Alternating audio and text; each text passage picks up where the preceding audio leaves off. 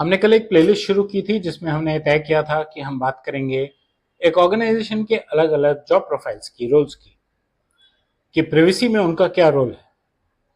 हम ये बात जानते हैं और मानते हैं कि प्रिवेसी सिर्फ आईटी और लीगल का सब्जेक्ट नहीं है। आज के वीडियो में हम बात करेंगे कंपनी के सीएक्सओ और फाउंडर्स का क्या रोल है, उनकी क्या जिम्मेवारी है, क्यों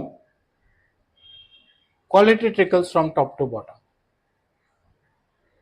हमेशा ऊपर से जो मैंडेट आता है वो नीचे पास होना और इस्तेमाल होना आसान होता है। मेरे YouTube चैनल पे आपका स्वागत है, जिस पे आप रोज प्रिवेसी पे नया कंटेंट देखते हैं। और जैसा कि मैंने कहा, आज हम बात करने वाले हैं कि सीएक्सओस और फाउंडर्स का अपनी कंपनी में प्रिवेसी से रिलेटेड क्या जिम्मेवारियां हैं।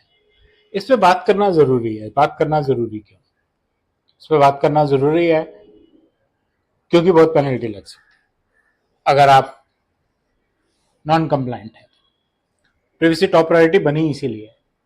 डीपीटीपी एक्ट आ चुका है, उसके रूल्स आ चुके हैं, फीडबैक जा चुका है, और कंसेंट मैनेजमेंट की बिजनेस रिक्वायरमेंट डॉक्यूमेंट भी रिलीज हो चुका है। एक्ट भी कभी भी रिलीज हो जाएगा। हमें टाइम मिलेगा इंप्लीमेंट करने के लिए, लेकिन ये मेरा मानना है कि नए रूल को साथ साथ इंप्लीमेंट कर लेते हैं। 3 साल बाद, 4 साल बाद शुरू करेंगे तो दिक्कतें ज्यादा आएंगी। अपार्ट फ्रॉम सिर्फ, अगर हम सिर्फ ये बात करें बार बार कि फाइन है, पेनल्टी है, रेगुलेटर है, वो इंपॉर्टेंट है, बहुत इंपॉर्टेंट है, लेकिन ये बात हो रही है पर्सनल डेटा की, आपके प्रोस्पेक्ट की, आपके कस्टमर की, इवन आपके एम्प्लॉयज की।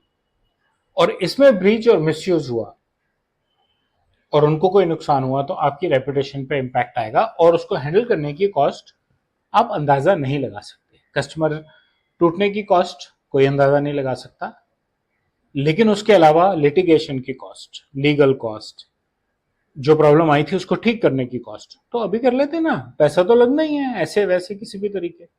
डीबीडीपी एक्ट कहता है कि कोई भी कंपनी जो डिजिटल डेटा हैंडल कर रही है किसी भी भारत के नागरिक का, उसको एक्ट से कंप्लायंट होना है। और हिंदुस्तान की कोई कंप्लायंस है तो बिजनेस लीडर्स उसके लिए जिम्मेवार हैं। और अगर आप सेंसिटिव पर्सनल डेटा हैंडल करते हैं, जिस कैटेगरी को हम सिग्निफिकेंट डेटा फिड्यूशियरी कहते हैं, तो आपको डेटा प्रोटेक्शन ऑफिसर अपॉइंट करना मैंडेटरी है। रेगुलर ऑडिट्स इंटरनली, एक्सटर्नली और रेगुलेटर्स के थ्रू भी, और assessments, data protection impact assessments करने जरूरी हैं, करवाने जरूरी हैं।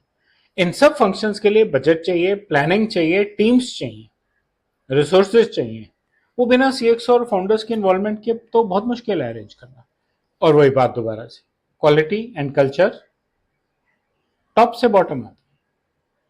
फाउंडर्स और सीएक्सओस काम करने का जो तरीका डिसाइड करते हैं, टीम्स उसी पे काम करती हैं।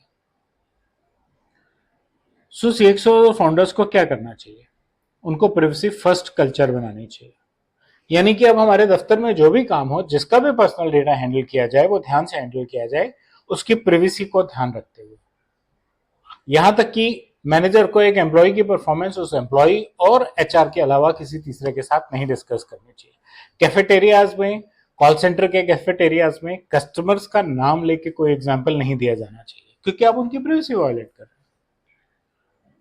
प्रिवेसी गवर्नेंस मॉडल बनना इंपॉर्टेंट है। उसके लिए एलोकेशन, बजट होना जरूरी है। उससे ज्यादा जरूरी एक सीएक्सओ, एक फाउंडर के लिए ये भी है कि जैसे वो अपने बिजनेस के बाकी डैशबोर्ड्स को मॉनिटर करते हैं, वैसे ही वो प्रिवेसी रिलेटेड डैशबोर्ड्स को भी रेगुलरली मॉनिटर करें। आईटी और लीगल को खास बजट चाहिए, क्योंकि उनको कॉन्ट्रैक्ट्स को रिव्यू करना है, उनको एप्लीकेशंस, कंसेंट मैनेजमेंट के लिए तो सबको सब कुछ नया बनाना है। आउटसोर्स भी करेंगे तो भी एप्लीकेशन खरीदनी है। तो बजटिंग की बहुत जरूरत है और अभी तैयारी करनी जरूरी है। जितने भी कंपनी के प्रोसेसेस हैं, कॉन्ट्रैक्ट्स हैं, उनको रिवर्क कीजिए।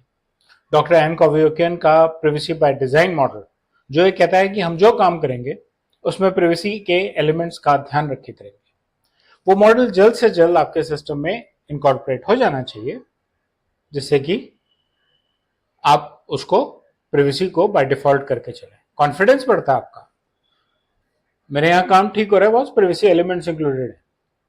प्रिवेसी डिपार्टमेंट बनाइए, छोटी कंपनी है, इंटरनल डिपार्टमेंट नहीं बना सकती। प्रिवेसी प्रोवाइडर्स हैं, प्रिवेसी पे सर्विस प्रोवाइडर्स हैं हमारे जैसे, अपॉइंट कीजिए। शेयर डीपीओ का कंसेप्ट है, weekly, monthly, quarterly, depending on कि आपका क्या डेटा है, कैसा है। और नहीं तो जो सिग्निफिकेंट डेटा फिड्यूशरीज और लार्ज एंटरप्राइजेस हैं, जैसे बैंक्स हैं, हॉस्पिटल्स हैं, उनको तो इंटरनल भारत में रहने वाला डीपीओ अपॉइंट करना एक्ट के हिसाब से जरूरी है। टाइम टू टाइम नए स्टाफ की ट्रेनिंग इंडक्शन में ही प्रीवियसली इंक्लूडेड होनी चाहिए, लेकिन उनकी अवेयरनेस को भी रेगुलरली बढ़ाना जरूरी है। इस सब का बिजनेस पे क्या इम्पैक्ट है? बहुत इम्पैक्ट है।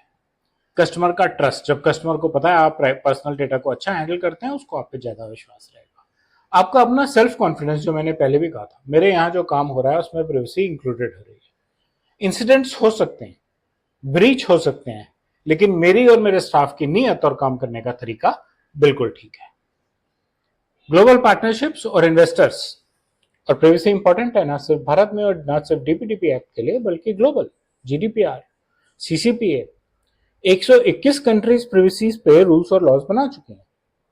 तो अगर आपको भारत से बाहर भी काम करना है, तो आपकी खुद की प्राइवेसी कंप्लायंस कैसी है और आप प्राइवेसी को कितनी इंपॉर्टेंस देते हैं, इन्वेस्टर्स के लिए भी इंपॉर्टेंट है, ग्लोबल पार्टनरशिप्स के लिए भी इंपॉर्टेंट है। तो ये आज हमने बात शुरू की कि सीएक्सओ और फाउंडर्स को क्या करना चाहिए। अगले वीडियो में हम बात करेंगे प्रोडक्ट मैनेजमेंट टीम्स को क्या बात करनी चाहिए। और आने वाले दिनों में, जैसा मैंने पहले भी कहा था, हम हर एक रोल की प्राइवेसी रिलेटेड इंपॉर्टेंस के बारे में बात करेंगे।